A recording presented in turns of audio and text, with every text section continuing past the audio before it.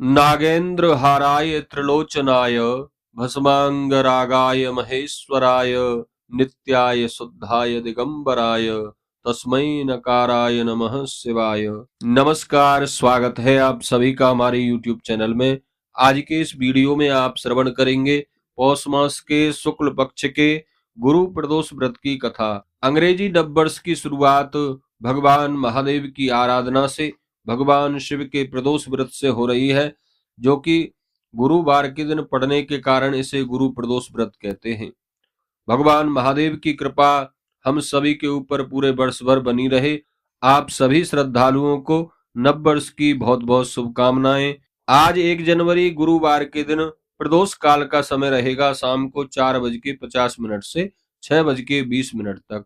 इस समय में भगवान शिव की विशेष पूजा अर्चना करें, भगवान महादेव का दूध पंचामृत आदि से अभिषेक करें, प्रदोष व्रत की कथा श्रवण करें। आइए श्रवण करते हैं गुरु प्रदोष व्रत कथा। एक बार प्रेम से कहिए, बोलिए शंकर भगवान की जय, पार्वती माता की जय, शिव परिवार की जय, सभी शिव गणों की जय, सभी शिव भक्तों की जय। आदरणीय श्री सूत जी कहते हैं शौनक आदि ऋषियों से, हे ऋषियों, अब मैं तुम्हें गुरुवार त्रयोदशी प्रदोष व्रत की कथा सुनाता हूँ। एक बार इंद्र और वृत्रासुर में घनघोर युद्ध हुआ। उस समय देवताओं ने दैत्य सेना को पराजित कर नष्ट भ्रष्ट कर दिया। अपना विनाश देख वृत्रासुर अत्यंत क्रोधित हो स्वयं युद्ध के लिए देवताओं के सामने आ गया। मायावी असुर ने अपनी आसुरी माया से भयंकर और विकराल रूप धारण कर लिया। उसके स्वरूप को देखकर इंद्र आदि सब देवताओं ने एकत्रित होकर परामर्श किया और देवगुरु बृहस्पति का आवाहन किया। देवगुरु बृहस्पति देवताओं के आह्वान पर तत्काल वहां पर आ गए और बोले, हे देवेंद्र, मैं तुम्हें वृत्रासुर की पूर्व जन्म की कथा सुनाता हूँ, उसको ध्यान से सुनो। वृत्रासुर जो है पहले जन्म में बड़ा ही तपस्वी धर्मनिष्ठ था। इसने गंधमादन पर्वत पर बड़ी उग्र तपस्या करके भगवान शिव को प्रसन्न किया था। पूर्व समय में यह चित्ररथ नाम का राजा था। तुम्हारे समीप जो सुरम्य वन है वह इसी का राज्य था। अब साधु प्रवृत्ति विचारवान महात्मा उस वन में आनंद लेते हैं। भगवान के दर्शन की अनुपम भूमि है। एक समय चित्ररथ अपनी इच्छा से कैलाश पर्वत पर चला गया।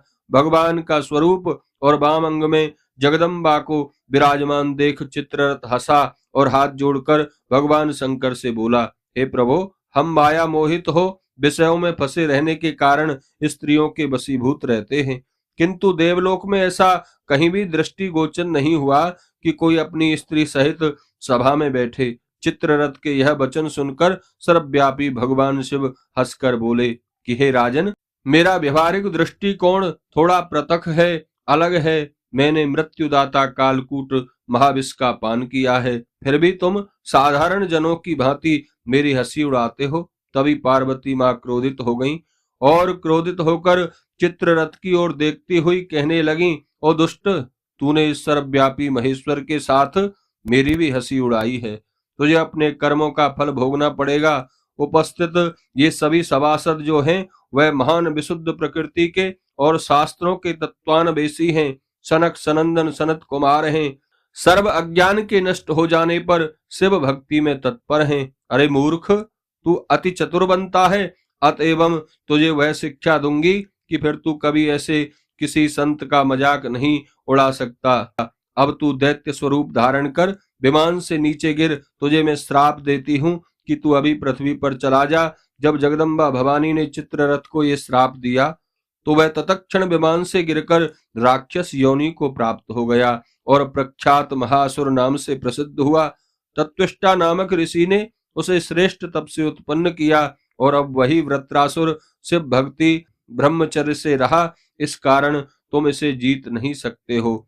अतएव मेरा परामर्श यह है कि तुम देवताओं प्रदोष व्रत करो। भगवान शिव की कृपा से ही तुम इस महाबली दैत्य पर विजय प्राप्त कर सकते हो।